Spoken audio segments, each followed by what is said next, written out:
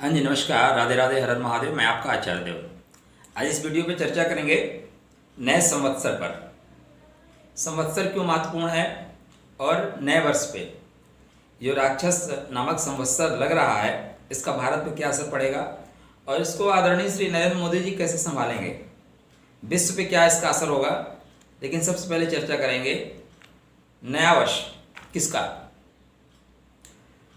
आप सीधा सा बोलेंगे हिंदुओं का, आर्य लोगों का, सनातनियों का। ऐसा नहीं है। ये जो नया वर्ष है ये मानव मात्र का है, प्राणी मात्र का है। मानव जब पैदा हुआ उस समय से यह नया वर्ष आरंभ हुआ। उसके बाद लोग काट छांट करके, कोई कहीं से कटिंग करके, कोई कहीं से कटिंग करके अपना अपना धर्म बनाया और उसके अनुसार अपने अपने उन्होंने नए वर्ष मनाए। जैसे इस्लाम धर्म का हिजरी हो गया और जिसको आप 31 को दारू पी के मीट खा के मनाते हैं वो। लेकिन ये जो नया वर्ष है ये मानव मात्र का नया वर्ष है और पूरे विश्व का नया वर्ष है। किसी एक व्यक्ति का नया वर्ष नहीं है, किसी धर्म संप्रदाय का नया वर्ष नहीं है। इस दिन धराधाम पे मानव की उत्पत्ति हुई। कथा आपको पता ही है, ब्रह्मा जी ने सृष्टि के उत्पादन के लिए जब पहले प्रक्रिया स्टार्ट की वह यह दिन है। तो इस दिन धराधाम पे मानव की उत्पत्ति हुई, इसलिए प्रत्येक मानव के लिए यह जो वर्ष है, यह दिन है, यह नया वर्ष है। इसलिए इसको अपने पंथ संप्रदाय को छोड़ के मानव मात्र के लिए इस वर्ष को सबको मनाना चाहिए। ये सिर्फ सनातनियों का नहीं है, हिंदुओं का नहीं है।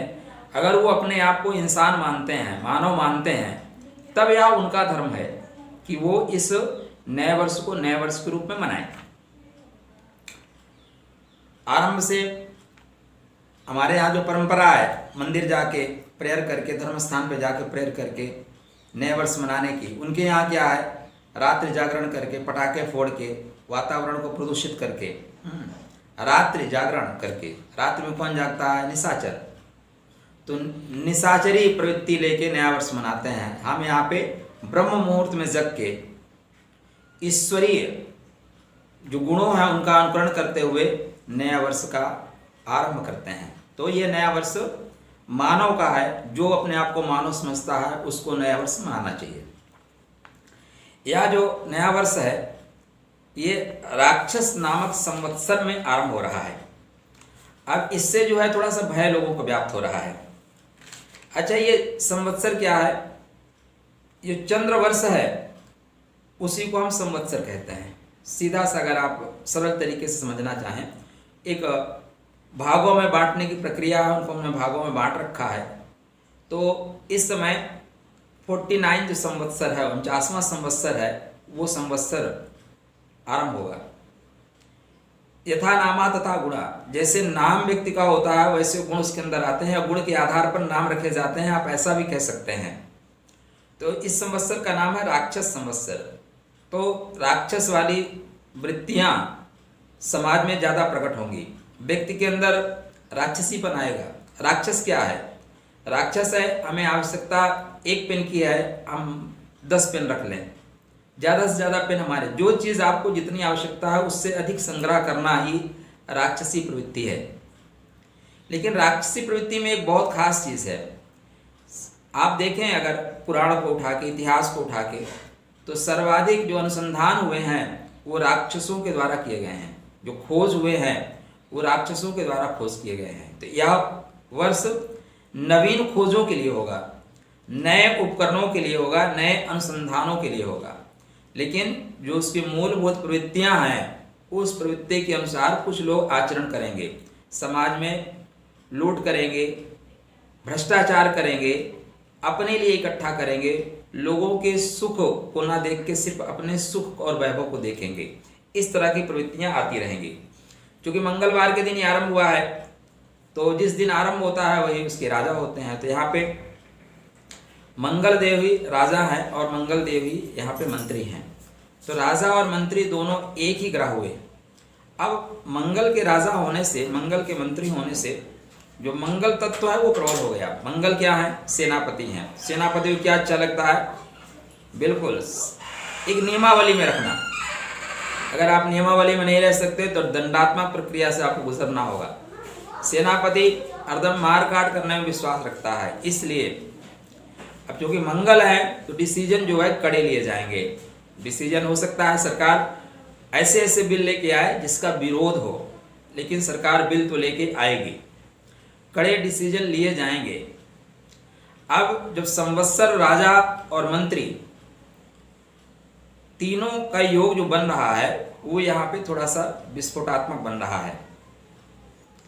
कुछ लोग कुटिलतापूर्ण कार्य करेंगे, कुछ राजनीतिक पार्टियां षड्यंत्र करेंगी, उसकी वजह से जनमानस में भय का वातावरण विद्यमान रहेगा। आप आगे देखें तो सशेष शुक्र हैं, तो शुक्र के होने से धन धान्य की कमी नहीं रहेगी और सोने चांदी इत्यादि या मार्केट से संबंधित चीज़ों में उछाल आएगा। मेघपति चंद्र हैं तो वर्षा होने की संभावनाएं बढ़िया है, माने शास्त्र हमारे कहते हैं कि वर्षा पर्याप्त मात्रा में होगी। यद्यपि कुछ लोगों का मानना है कहीं अतिवृष्टि कहीं अनावृष्टि, तो ऐसा तो होगा ही, हर जगह एक जैसा नहीं हो सकता। वहाँ का वातावरण, वहाँ का प्राकृतिक माहौल उन चीज़ों को आकर्षित करता है कि वहाँ पे बारिश कितनी हो। तो वर्षा के लिए मेघपति चूँकि चंद्र हैं तो वर्षा अच्छी होगी। रसपति सूर्य है तो सूर्य के होने से थोड़ा सा चढ़ाव रहेगा, थोड़ा सा चढ़ाव रहेगा। धनेश गुरु है, अब गुरु धन भाव के स्वामी हो गए या तो निश्चित रूप से धन की वृद्धि होगी। तो आने वाला समय आप कह सकते हैं 13 अप्रैल 2021 से 12 अप्रैल 2022 तक जो देश की आर्थिक स्थिति रहेगी वो बहुत अच्छी रहेगी। लोग सोच विचार कर कार्य करेंगे, लोग योजनाबद्ध तरीके से कार्य करेंगे और उनकी योजनाएं जो है ना वो धन को बढ़ाने वाली हैं, मेल मिलाप में रखेंगे और लोग धर्मयुक्त आचरण भी करेंगे। पैसा कमाने के लिए धर्म का सहारा लेके लोग पैसा कमाएंगे। दुर्गेश जो है वो चंद्र है, चंद्र जो है आप कह लीजिए सेनापति की भूमिका में आ जाएंगे थोड़े से। अब चंद्रमा का सेनापति बन जाना मन का कारक है। थोड़ा सा डिसीजन जो होंगे ना कभी कभी जल्दबाजी में लिए जाएंगे या हो सकता है थोड़े भावनात्मक निर्णय ले लिए जाए, लेकिन चंद्र चूंकि तकनीक का है, मन का है, तो मन लगा के लोग काम करेंगे। जो आविष्कार होने हैं, जो नए अनुसंधान होने हैं, उनमें मन लगा कर लोग काम करेंगे। चंद्रमा मन का कारक है तो मन की एकाग्रता उसमें बनी रहेगी। तो अगर आप देखें तो सिर्फ राक्षस शब्द पे अगर आप जाते हैं तो राक्षस शब्द को देखते हुए स्थितियां ऐसी बन रही हैं कि आप तनाव में आ सकते हैं, लेकिन और स्थितियों को देखें तो ऐसा दृष्टिगोचर नहीं हो रहा है। अब भारतवर्ष की कुंडली और आदरणीय श्री नरेंद्र मोदी जी की कुंडली, ये दो कुंडलियां बहुत महत्वपूर्ण हैं इस पूरे चक्र को समझने के लिए। ये जो विकार्य है, ये आपका राक्षस नाम संवत्सर चल रहा है, ये क्या क्या फल देगा। तो मंगल की स्थिति, जब मंगल राहु वर्तमान में अंगारक योग में है और इनकी स्थिति को देखें, साथ में भारतवर्ष की कुंडली में शनिदेव नवम भाव में विराजमान है। इस वर्ष के जो राजा है वो मंगल है। मंगल जब राजा है और मंत्री है तो राजा और मंत्री जो दोनों हैं निर्णय बहुत फास्ट लेने वाले हैं, त्वरित गति से निर्णय लेने वाले हैं। तो इसका मतलब ये हुआ, इसी को आप थोड़ा सा आदरणीय श्री नरेंद्र मोदी जी कुंडली में देख लीजिए तो उनकी वृश्चिक लगन की कुंडली बनेगी और उनकी कुंडली में शनि पराक्रम भाव में मकर राशि में। देखिए कुंभ का जो नेचर है वो अलग है और मकर का जो नेचर है वो अलग है। दोनों शनि की ही राशि है, लेकिन एक बहुत आक्रामक है और एक बहुत रक्षात्मक है। तो मकर आक्रामक है। अभी शनिदेव यहाँ पे गोचर कर रहे हैं, किंतु वो फल दे रहे हैं कुंभ का, और इस मई के बाद जून में वो फल देना आरंभ करेंगे मकर का। अब इन स्थितियों को देखें, नवम भाव में भारतवर्ष की कुंडली में शनिदेव नवमेश का फल देना शुरू करेंगे। नरेंद्र मोदी जी की कुंडली में कर्म भाव में वो पराक्रम भाव में पराक्रमेश का फल देना शुरू करेंगे। क्या कहती है कुंडली? अच्छा, आदरणीय श्री जी नरेंद्र मोदी की कुंडली में एक योग और भी आ रहा है कि लगभग मई 2021 से लेके और अगले साल जुलाई 2022 तक शनि का अंतर भी आ रहा है। ठीक है ना। तो ये जो शनि का अंतर है ये भी अपने आप में बहुत महत्वपूर्ण रोल अदा करेगा। कैसे अदा करेगा? पराक्रम भाव में शनि कड़े निर्णय लेगा, छोटे मोटे नहीं, बड़े बड़े निर्णय लेगा। मंगल उनके लग्न का स्वामी है और इस वर्ष का जो राजा है और मंत्री दोनों मंगल है। मंगल उनके लगन में ही बैठे हुए हैं, चंद्रमा के साथ में लक्ष्मी योग में बैठे हुए हैं। अभी तृतीय भाव में जब शनि पराक्रम का फल देना शुरू करेगा तो उसकी सप्तम दृष्टि नवम भाव पे जाएगी। मतलब धर्म के लिए पराक्रम होगा, उत्थान के लिए पराक्रम होगा, अपनी संस्कृति के लिए पराक्रम होगा, जो हमारे धरोहर है, हमारे प्रतीक है, उनके लिए पराक्रम होगा। तो अगर आप कोई बिल की अपेक्षा कर रहे हैं तो बिल आने वाला है। कड़े निर्णय लिए जाएंगे क्योंकि पराक्रमेश जो है पराक्रम के घर में ही चल रहा है और भारतवर्ष की कुंडली में धर्म भाव का स्वामी, नवम भाव का स्वामी नवम में ही गोचर कर रहा है और नवम का फल देने के लिए अभी वो कृत संकल्प है, नवम का फल देगा। इसलिए आने वाले समय में कड़े निर्णय लिए जाएंगे। दूसरा, तो क्या यह स्थितियां निरंतर ऐसे ही बरकरार रहेंगी या परिवर्तन आएगा? अभी देखें तो जो ग्रहों का और गोचर आने वाले समय में है, गुरुदेव अभी कुंडली में गोचर कर रहे हैं कुंभ में जाके। तो नरेंद्र मोदी जी कुंडली में देखेंगे तो चतुर्थ भाव में गोचर होगा, लेकिन वहीं भारतवर्ष की कुंडली में आप देखेंगे तो वो गोचर दसम भाव में होगा। अष्टम का गोचर दसम भाव में, ठीक है ना, अष्टमेश दसम भाव में। तो जहां पे आप काम कर रहे हैं या आप इसको देखें स्थितियों में, तो दसम भाव क्या है? कर्म का भाव है। और देश के लिए कर्म कौन करता है? किसान काम करता है। देश के लिए सेना काम करती है, देश के लिए डॉक्टर काम करते हैं, पुलिस काम करती है। तो जो देश के लिए काम करने वाले लोग हैं उनके घर में गोचर हो रहा है गुरु का, अष्टमेश गुरु का, और वहां का स्वामी शनि अपने से द्वादश है। मतलब मंगल की स्थिति को देखें तो और राक्षस संवत्सर को देखें तो ये स्थितियां बता रही हैं कि आने वाले समय में जो स्थिति सेना के लिए है, जो देश के लिए कार्य करने वाले लोग हैं, पुलिस के लिए है, उनके लिए थोड़ी सी नकारात्मक जा सकती है। देश विस्फोटात्मक स्थिति से दो चार हो सकता है। शनि जिन जिन चीज़ों का स्वामी है, जिन जिन चीज़ों का कारक है, वहाँ पे गुरु का जाना उन चीज़ों को नुकसान भी दे सकता है देश के दृष्टिकोण से, बड़े दृष्टिकोण से आप देखेंगे तो। लेकिन आदरणीय नरेंद्र मोदी जी की जब कुंडली आप देखते हैं तो पाते हैं कि उनका पराक्रमेश और उनके जो ग्रह गोचर हैं, जैसे अभी जब आप ये स्टार्ट हो रहा है 9 संवत्सर, तो उनकी कुंडली में सूर्यदेव कष्टम भाव में जाके उच्च के हो रहे हैं, दशमेश कष्टम भाव में। उनको यहाँ पे शत्रुओं पे सफलता मिलती हुई प्रतीत हो रही है। शत्रुओं पे दंडात्मक कार्रवाई करेंगे। जो लोग बहुत दिन से उत्पात मचा रहे हैं उनके उत्पाद यहाँ रोके जाएंगे। अगर प्रेम से नहीं रुक सकते तो दंडात्मक प्रक्रिया में जाके वो रोके जाएंगे। तो यह नया संवत्सर सबके लिए शुभ होगा, मंगलमय होगा। किंचित स्थितियों में देखते हुए लोग ये कह रहे हैं कि भारत और जो चाइना का युद्ध हुआ था वैसी स्थितियों का निर्माण हो रहा है। जब आप उस समय की कुंडली के ग्रह गोचर को देखें और वर्तमान के ग्रह गोचर को देखें तो ऐसा नहीं बन रहा है। हाँ, एक चीज अवश्य दिखाई दे रही है। आदरणीय नरेंद्र मोदी जी कुंडली देखें, भारतवर्ष की कुंडली देखें और जब नए संवत्सर की कुंडली आप बना रहे हैं तो तीनों में एक चीज बहुत प्रभावी हो रहा है कि हो सकता है, संभावना इस बात की है कि भारत अपनी भूमि को वापस ले ले। ऐसी स्थितियां दृष्टिगोचर हो रही है कि भारत की जो भूमि आज से बहुत वर्ष पहले ले ली गई थी, उस भूमि को भारत आने वाले समय में वापस ले ले। और यह समय जुलाई के बाद से, जुलाई के आसपास से स्टार्ट होगा और साल के अंत तक ऐसी स्थितियां बन रही हैं कि मंगल का पराक्रम भारत की जो भूमि दूसरे देशों द्वारा ले ली गई है वह भारत पुनः वापस ले ले। अब ऐसी स्थितियां बनेंगी तो सीमाओं पे तनाव तो होगा और सेना बनी ही है तनाव झेलने के लिए।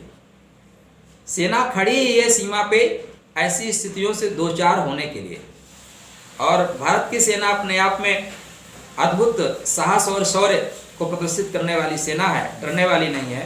तो ये मंगल जो राजा है और मंगल जो मंत्री हैं और राक्षस जो आपके नए संवत्सर हैं, तो राक्षस भी क्या करता है भाई, आपकी भी हड़प लेगा, नहीं आपकी हड़पेगा तो अपनी तो ले लेगा, दूसरे की अगर नहीं ले सकता तो अपना अधिकार तो ले ही लेगा। उसके लिए चाहे षड्यंत्र करना पड़े षड्यंत्र भी कर लेगा। तो यहाँ पे ऐसी स्थितियाँ बन रही हैं कि जो देश को चलाने वाले लोग हैं, अगर उन्हें आवश्यकता पड़ी अपनी भूमि लेने के लिए, षड्यंत्र करना पड़ा या अंधेरे में काम करना पड़ा, रात्रि में काम करना पड़ा, छुपा के काम करना पड़ा, तो वो छुपा कर काम करेंगे लेकिन अपने देश की भूमि को लेंगे। तो ये बहुत शुभ संकेत है। केवल एक ही चीज नकारात्मक दिखाई दे रही है, विस्फोटात्मक स्थिति। भूकंप भी आएंगे। अब भूकंप तो कोई भी संवत्सर आए, भूकंप तो हर वर्ष आते ही आते हैं, क्योंकि हम प्रकृति को इतना तेजी से नुकसान पहुंचा रहे हैं कि भूकंप तो आएंगे ही आएंगे। कहीं अतिवृष्टि, कहीं अनावृष्टि होंगे, कहीं बादल तो फटेंगे ही फटेंगे। ये हम जो प्रकृति को नुकसान पहुंचा रहे हैं उसकी वजह से हो रहा है, ना कि इसी संवत्सर की वजह से। बादल फटने सुनिश्चित हैं, भूस्खलन होना सुनिश्चित है, कहीं ना कहीं भूकंप आना सुनिश्चित है, आग लग जाना सुनिश्चित है। क्योंकि हम वास्तव में संवत्सर राक्षस आ रहा है, लेकिन हम राक्षस की तरह जीवन तो जी ही रहे हैं। इसलिए इस संवत्सर से डरिए नहीं। स्टार्टिंग मंगलवार के दिन हो रही है तो मंगल होगा, सब कुछ मंगल होगा। आप अपने इष्ट की आराधना करिए।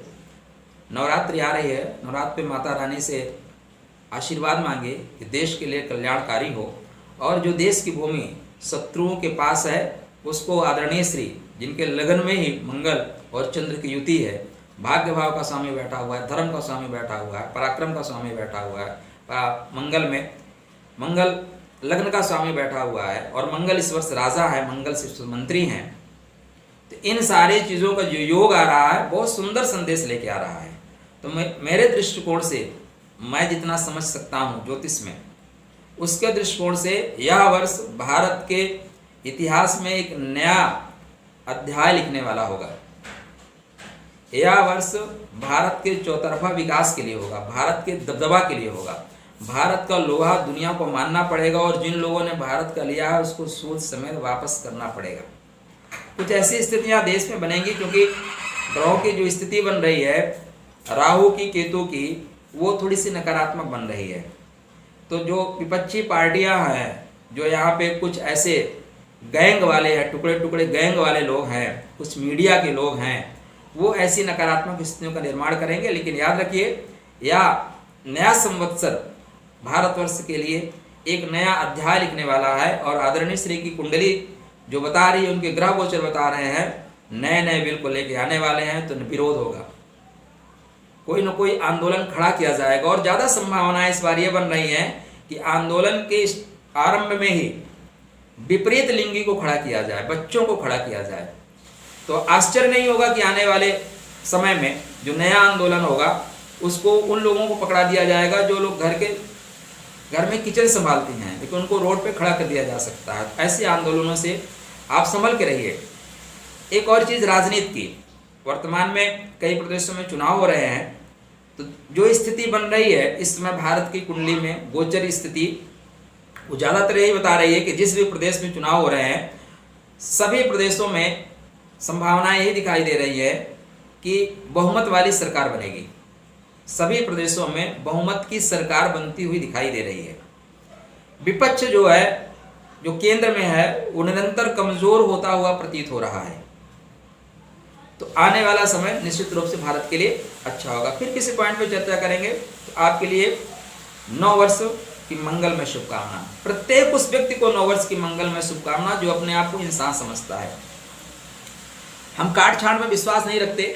हमारे सनातन धर्म में, जिस धर्म से हम लोग आते हैं, वहाँ पे तो परमात्मा ने ही हमें अपने चिन्ह दे के भेजे हैं। आप देख लीजिए, भगवान विष्णु के, भगवान शिव के, ब्रह्मा जी के, या जो भी हमारे और इष्ट देवता हैं, उनके कोई ना कोई चिन्ह आपके हाथ में है। किसी के हाथ में चक्र होगा, किसी के हाथ में कमल होगा, कहीं आपको त्रिशूल बना हुआ मिलेगा, कहीं शंख होगा, कहीं मत्स्य होगा, आपके इन्हीं हाथों में आप देखेंगे तो शंख चक्र गदा मत्स्य पद्म ये मिल जाएंगे, मतलब आप उन्हीं की संतान हैं। अब काट छांट करके लोग परिवर्तित कर लें, वो काट छांट करने वाले जाने, लेकिन उनके हाथों में भी हमारे इष्ट के चिन्ह तो जरूर मिलते हैं। इसलिए मैं कहता हूँ आप सब मानव हैं, और यह जो वर्ष मनाया जाता है मानव मात्र के लिए है, विश्व के कल्याण के लिए। सर्वे भवन्तु सुखिनः सर्वे सन्तु निरामया, ये महान लोग ही कर सकते हैं और लोग नहीं कर सकते। तो इस महानता को व्यापकता के साथ आप मनाइए। आप सबके लिए नया वर्ष मंगलमय हो, नया संवत्सर नई खोजों को लेके आने वाला हो, नए नए अनुसंधान आए और संसार में विषम परिस्थितियों से भी निकल सकने की क्षमता आपके अंदर परमात्मा विराजमान करें, परमात्मा प्रकट करें। चलिए एक बार पुनः आपको मंगलमय शुभकामना। राधे राधे।